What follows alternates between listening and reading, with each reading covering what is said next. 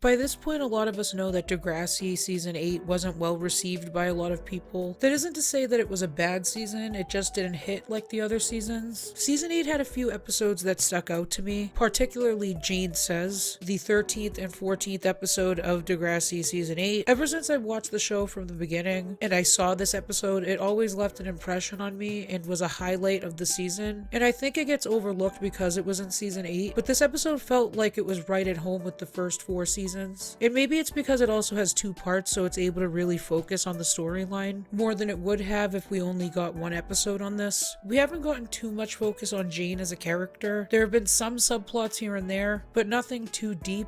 In Season 7, she was mostly introduced to be Spinner's love interest. Now that Spinner has graduated, it's a good time to start focusing on Jane individually. Season 8 is the best season for Jane as a character in my opinion because we start to learn more about her interests, and she gets focus outside of her relationship with Spinner. We know that another good episode from the season was when she joined the football team and experienced a lot of sexism and abuse from the other guys, and this was when I became more interested in Jane's character. So what's this episode about? Jane's mom wants their father to come back and everyone seems okay with it except Jane, who's suspicious of her father, but she has a hard time figuring out what specifically it is that makes her uncomfortable around her father. This isn't just because she hates him because he hurt her mom or because he left. This episode takes it a step further to address something that really hasn't been addressed in the show's history, and I think that they do a pretty good job with that. The pacing isn't too fast either, starting off with focusing on Jane getting her driver's license, and it seems like the episode is going in the direction of focusing on Lucas. No thanks to Lucas, though. He was late. I almost missed the test. I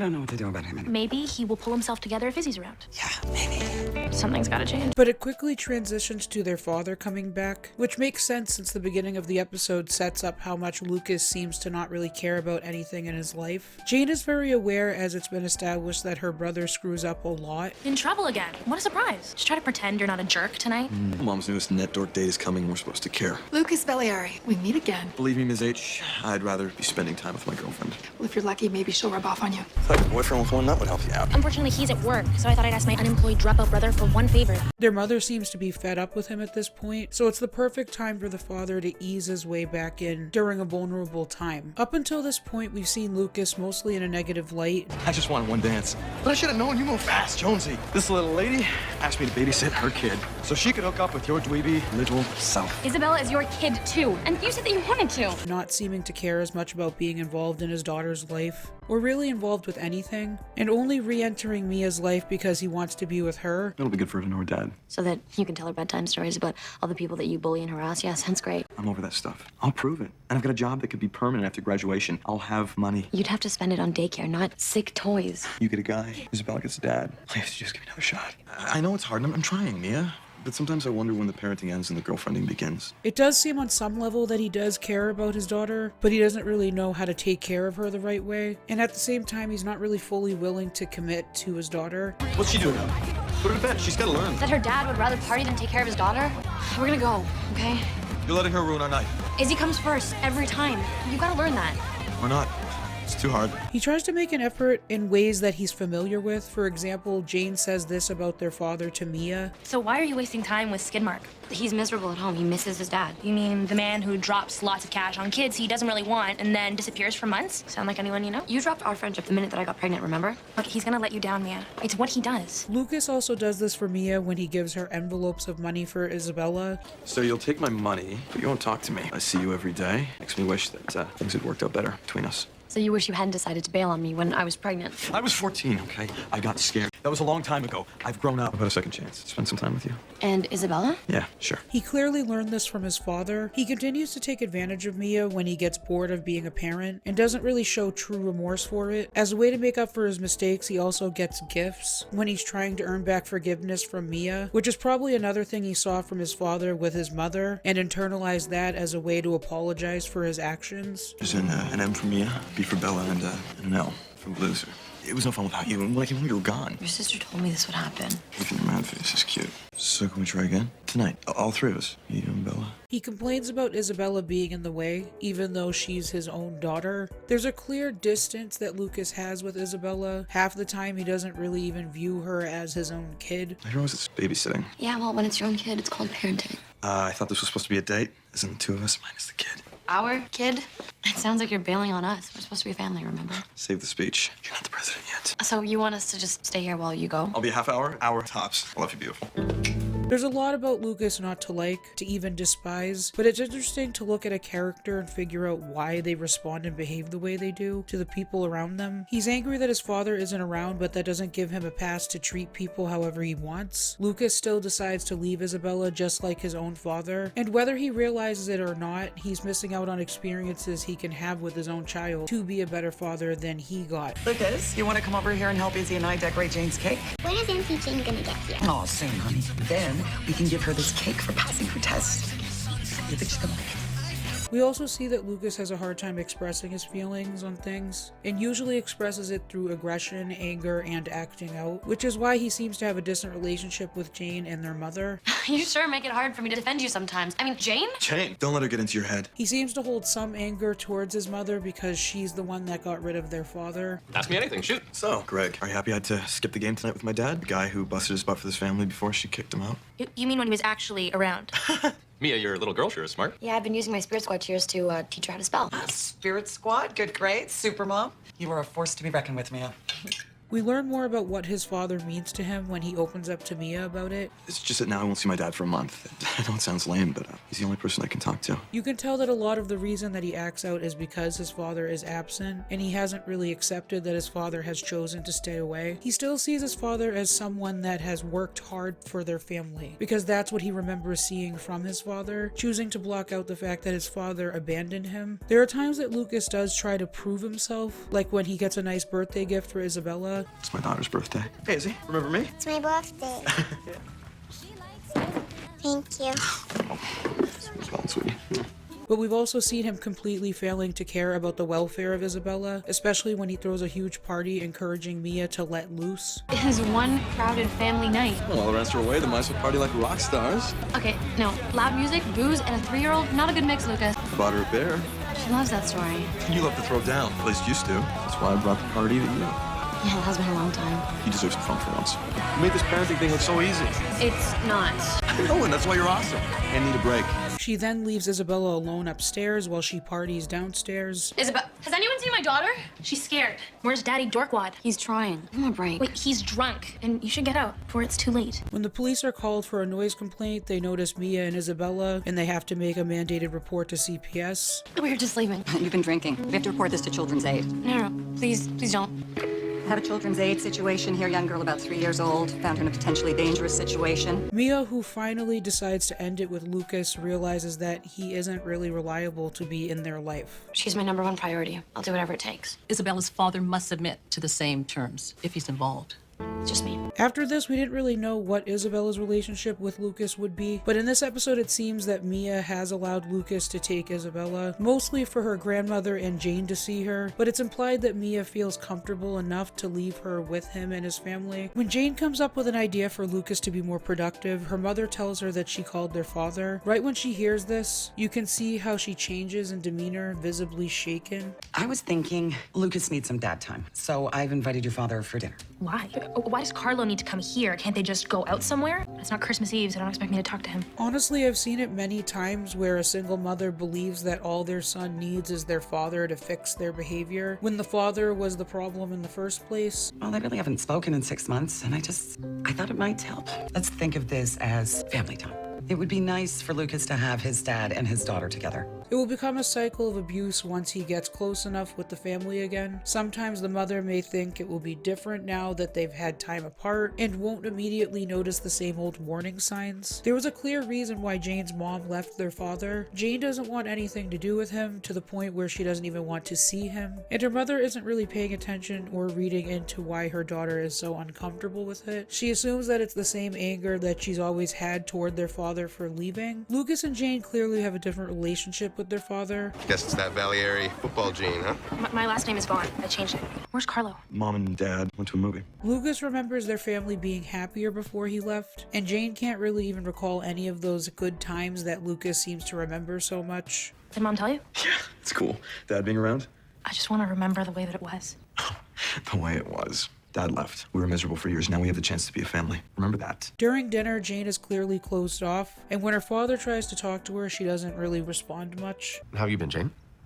Fine. Their father brings up a memory from the past. She just got her license. Do you know it took your mom 3 tries to pass that test? Carlo. You throw your kids in the back seat. I remember I made a stop for cheeseburgers. Jane clearly starts trying to piece together the memory that she can't really understand. But the notable thing that she mentions were the pajamas she used to wear and how much she hated wearing them. Jane would always fall asleep in the backseat. We put on her pajamas. I remember that, the yellow ones that Dad got me. I hated those. The main thing she brings up is something that doesn't really have anything to do with the memory that the rest of the family was reminiscing about. Their mother responds like this after she brings up the pajamas. No, Nona got you those for your birthday. Excuse me. This is when Jane leaves the room and starts remembering something from the past. Be a good girl, Jamie Bear.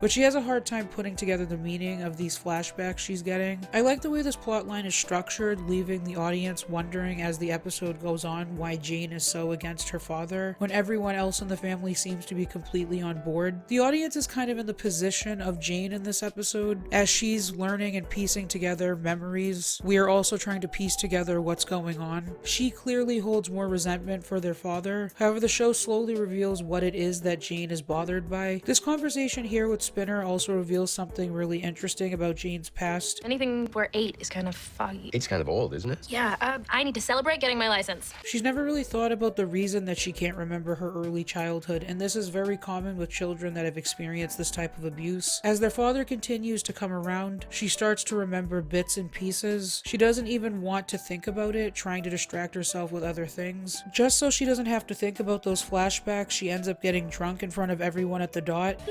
Too bad you didn't bring this Jane to dinner. Dad wouldn't think I'm the only loser in the family. Your dad? Yep. Family dinner. Why didn't you tell me? Lucas takes her home where she sees that her mother is getting nice and cozy with their father again. A sleepover. That's cozy. No, I was just leaving. Thanks for joining us for dinner, Dad. It's always so nice to see you. Jane. Good night. No, it's my fault. I didn't know she was still so mad at me. Did she ever tell you why? Carlo, she was 5 years old when you left. It's bound to leave some scars. Jane is not happy about this fact, clearly. The next day, obviously still going through a hangover, she goes to the nurse's office and starts crying on one of the beds. Later, she's seen going through a photo album trying to recall more about her relationship with her father. You made a cozy little room in the back of your closet. Did he and I get along when I was a kid? You were crazy about your dad. I worked all the time. You spent most of your time with him. He put me to bed every night. Her mother is so happy for their father to be back, but Jane has an unsettling feeling. She then has a really uncomfortable conversation with her father later. Your mom told me you're all right with me hanging around more. Thanks. It means a lot to me having another chance to get it right. Okay. Night, Janie Bear. This then triggers another memory of the past, and then she goes to sleep in the closet. It shows that as a child, the closet was the place she felt safe from her father. She doesn't feel safe sleeping on her bed. These are more subtle hints that the writers are showing, so we also begin to understand what Jane went through. I think that it's interesting that they're able to convey what it is exactly that Jane went through and what her father did to her without explicitly saying it directly, showing how Jane slowly realizes what her father did to her. We as the audience feel Jane's confusion as she tries to piece together the past. And I think it was the best way to convey what happened, so we really understand how Jane felt. Since this is a two-parter, each part has a subplot, so it's only right that I talk about them. One subplot focuses on Leia wanting to be accepted by Danny's friends. She's clearly shy, and she and Mia, who were somewhat friendly at the beginning of the season, aren't on the best terms. She ends up lying about her life in order to seem cooler to them. My dad is a music producer, right? So I basically grew up with Fall Out Boy. Pete is like my big bro. Pals with Pete Wentz? Back in grade school, he'd even play me lullabies on his guitar. It's funny how Peter is able to tell that she's lying pretty much right away after she says that her father is a famous music producer. Pete Wentz plays bass, not guitar. And plus, they didn't even release an album till '02. Would Leia need to be sung to sleep when she was in 5th grade? Why would she lie? See if she can get us into the show. It's been sold out for weeks. This was one of the plot lines that attempted to start exploring Leia and how socially conscious she is of others. She's also desperate to impress Danny, so going to this extent of bringing them all to the concert, knowing that she didn't have the tickets or wasn't going to be able to get them in, is kind of funny. Who's your dad? A record producer, David Chang, made the last Aerosmith record. Never heard of him. Now leave. Guy doesn't know how important Leia's dad is. Yeah, probably because he's not. I think it's pretty clear. You're just jealous because you want her. I know you've been hitting on her. Did she tell you that? This plotline has some moments that are kind of embarrassing, but it's fine enough. Leia and Danny make up after she explains herself. So your dad's an engineer? It's just your friends are so cool. I mean, Mia's a model. I wanted them to like me, so you'd like me. I liked you before the stories. Everybody lies. If we're gonna stay together, you can't lie to me. I promise I won't ever lie to you again. And of course, there's this line that always cracks me up. We're going to my place to watch Lost. You're invited. No liar, Leia. I still don't know why she said Sav was flirting with her, though. It was kind of weird that she said that about Danny's friend. Lately, Sav's been coming on to me. No biggie. Obviously, he's hung up on Anya. He's just flirty and stuff. Makes me uncomfortable. In the second part, Allie encourages Claire to wear some of Darcy's old clothes so she looks more attractive, which starts off fine enough until Allie starts getting jealous. So what's your name, cutie? Allie. I meant your friend. It was like I didn't even exist. You look really nice today. Thanks. Someone is trying to think up here. Allie didn't notice the hydrogen ions on both sides of the equation. You can simplify further. Nice catch. Come on up. Let's solve this problem before the big game. It's funny at times to see Allie getting so upset with Claire for something that she encouraged her to do in the first place. You're not gonna dress this way all the time, are you? I thought it was just an experiment. Do you really want to succeed based on your body and not your brains? Can't I do both? No, you can't. And why not? Because you just can't. You're not making any sense, Allie. So now I'm ugly and stupid? Never mind. I have to go. And now she's mad because she's getting attention for it. For some reason, Allie ends up kissing Casey. Any guy who doesn't want to tell his friends about you is an idiot. Oh my god. Oh my god, that was bad. I mean, not the kiss specifically, just the act of us kissing. Oh my god, thank you. It just goes to show that Allie is desperate to get a certain degree of attention from others, especially when it comes to guys. She also wants to get back together with Johnny, and that's what this is really all about. I don't like Casey. It seemed like a good idea at the time. I get that. Sometimes I do stuff and don't know why either. You know, it doesn't matter what you wear, Allie. You look good to me. Both subplots are fairly entertaining. I don't really have anything major to critique there. After waking up in her closet the next morning, she confronts her mother again, but she seems so happy with how well everything is going that she doesn't really notice what's going on with Jane. Is he still here? Yes, and in honor of your father, Lucas actually got out of bed before noon. Are you okay? Actually, I couldn't sleep. Just bad dreams, I guess. Once her father enters the room, you see how she slowly backs away from him. Has Dad heard back from his friend yet? Yes, I did. It's on this afternoon at 3:15. Cool. Thanks, Dad. Oh, your father got Lucas a job interview. Wow, I gotta get to practice. Oh, here, I'll drive you. No, that's okay. Really use the fresh air. She's terrified to be around him, and seeing her mother and brother fine with his presence probably makes it harder for her to talk about it. She's also afraid because she sees that her brother is doing better with their father around, and part of her doesn't want to ruin that, but at the same time, the trauma is clearly eating her alive. You are looking at an office security guard. Do you know why they split up? Oh, that's great, Lucas. Congrats. I'm happy for you, Lucas. I am. I need to know about this. Part of it also has to do with the fact that she hasn't fully come to terms with what her father did to her, and part of her is afraid to know the truth. Later, she tries to skip school with Spinner, but he can clearly see that something is up. We should just head out onto the open road. Drive as far away as possible. Get out of here, change our names, go all witness protection program. Talk to me, Jane, please. I just hate having him around. It's also very common for people who have experienced this type of abuse to have a hard time talking about it, and Jane, who's still trying to piece together her trauma, isn't ready to even say what it is that she's feeling deep down. Not wanting to confront the abuse from her father, she leaves after she makes an angry comment towards Spinner. Well, there are worse things than having your father around. If my dad was still I'll alive... trade you. I'm sorry, Spinner. I shouldn't have said that. Then tell me what's wrong. I should probably get back to class, useless or not. Jane, fine. You know what? When you're ready to talk, you come find me. We know why he thinks having a father around is so important. Unfortunately, losing his father to cancer when he was young, he lost time he won't be able to have with his father. And seeing Jane downplay the hypothetical death of her father would hurt him. Spinner not having the full context of what's eating at Jane, it makes sense to me why it seems like everyone is undermining her feelings towards her father. Later that night, she comes home wanting to talk to her father and confront him, but Lucas isn't happy about it. Don't start. You never appreciated Dad. What do you mean? If Mom and Dad can forgive each other, why can't you just let go? What's so bad about Mom being happy and me having a job? Why do you say that I never appreciated it? Because you grabbed all the attention, then you complained about Well, what did I used to say? it. Just forget it. This is where we get more specific details, and it finally becomes clear to Jane what it was that she was remembering. I hated your weird stuff about Dad when we were kids, and I hate it now. You and your damn backwards pajamas. Oh my god. She leaves the house in disgust and probably just horror and goes to sleep on a park bench. You and your damn backwards pajamas. Look at you, Janie Bear. You put your pajamas on backwards again. I bet he'll fix them, and we won't tell anyone. I love the song that is played in the background in this scene. The lyrics really fit with what Jane is experiencing and feeling. I'm afraid to sleep because of what haunts me. Living with the uncertainty. They'll never find the words to say which would completely explain just how I'm breaking down. The next day, she notices a few missed calls from her mom. When she calls her back, her mother puts her father on the phone. Wait, your father wants to talk to you. There's a moment where Jane goes to the dot after she calls in sick because she doesn't want to play in the alumni football game anymore. Holly J, who still has her snark, also notices that something's wrong with Jane. What about you? No, I'm not playing. Don't feel like being one of the boys today? Don't tell me you're breaking up with Spinner again. It's not that, it's my family. It's just family stuff. I'm gonna just wait here for Spinner. She goes up to talk to her, and even though it seems like she's being mean, I think this is the only way that Holly J knows how to show her sympathy. Spinner would give me grief if I didn't feed you, so. Whatever it is, you'll have to face it sometime. Maybe it's not as bad as you think. You have no idea. So you'll be spending the rest of your life just hanging out here at the dot? Good luck with that. Close at 10. She's trying to encourage Jane to face what it is that's bothering her head on, but doesn't really have the best words to express it, so it comes off like she doesn't care, and she also doesn't have the full context of what's going on. I think it's these subtle moments where you see that Holly J can be concerned for others. She's just not used to giving words of support or encouraging people. Like I said, it can come off like she's being mean toward Jane, but I don't think that was the intention. This was also the episode where I started looking at Lucas in a different way. I kind of sympathize with his character.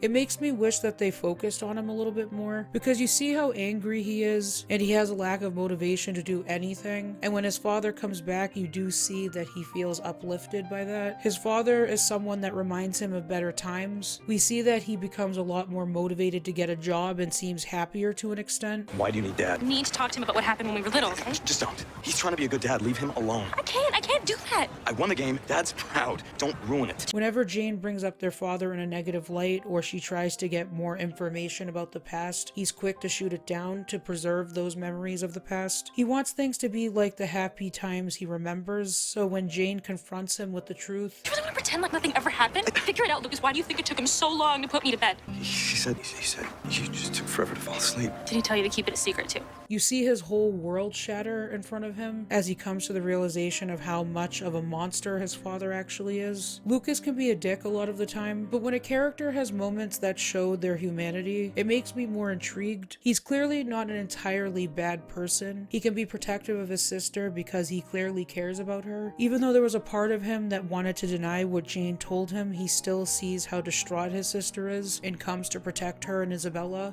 Get away from her. Now. How could you do that to me? I was just a little girl. I don't know what you're talking about, Janie. I remember when you would put me to bed before you left. Janie, please. Look, I know you're not thrilled I'm back in your mother's life, but there's no need to tell stories. It was a long time ago. You're confused. No, I'm not. Hey, buddy. Your sister's making up stories again. She's got it right. Lucas, come on. You should go. No one in this family ever wants to see your face again. Honestly, it's interesting that Mia and Jane used to be friends and that Mia ended up having a child with her brother. It adds a layer of complexity to the situation, especially when Jane wants to protect Isabella from being around her father. So how was Izzy after her sleepover? Great. I mean, did she get homesick or? Nah, she loves hanging out with your mom. And she really hit it off with your dad. Is she staying over again? Your mom was saying that we should make it more of a regular thing. Maybe that's not a good idea. Why? You still want to be the baby of the house?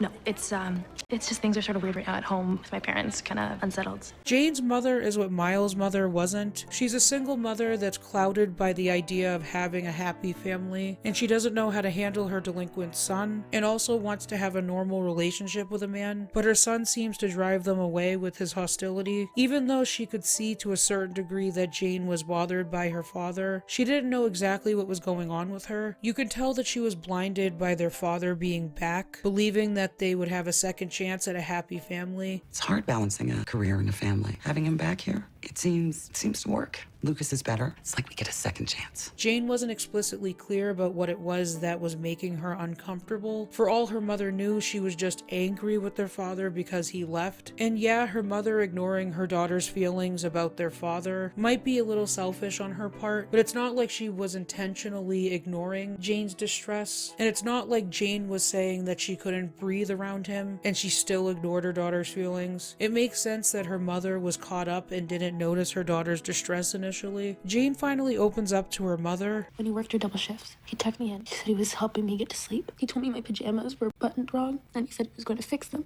It was so long ago. He'd curl up with me in bed and touch himself. This scene demonstrates how well performances can convey the emotions. Why didn't you tell me? When he left, I didn't have to worry anymore. I just thought that we weren't going to talk about it, and I thought that maybe you'd think it was my fault. Oh, honey, I would never think that it's your fault. I would never think that. Oh, sorry. You really see the weight of her mother's guilt in the actress's voice, and the moment where she's rocking Jane and comforting her is such a realistic reaction from a mother that just wants to support and comfort her child. The episode ends with a family therapy meeting where we even see Lucas opening up about what happened, and it's a nice place that the episode leaves off on, giving us hope that they'll be able to work through it. I want to applaud Jane for being brave enough to share her story. The healing process isn't easy. All of you working together as a family, this is an important first step. I'm sorry. I wouldn't let you tell me. I thought that you were ashamed of me. I wanted to believe the best of my dad. I didn't protect you. We were just little kids. Still. You're here now.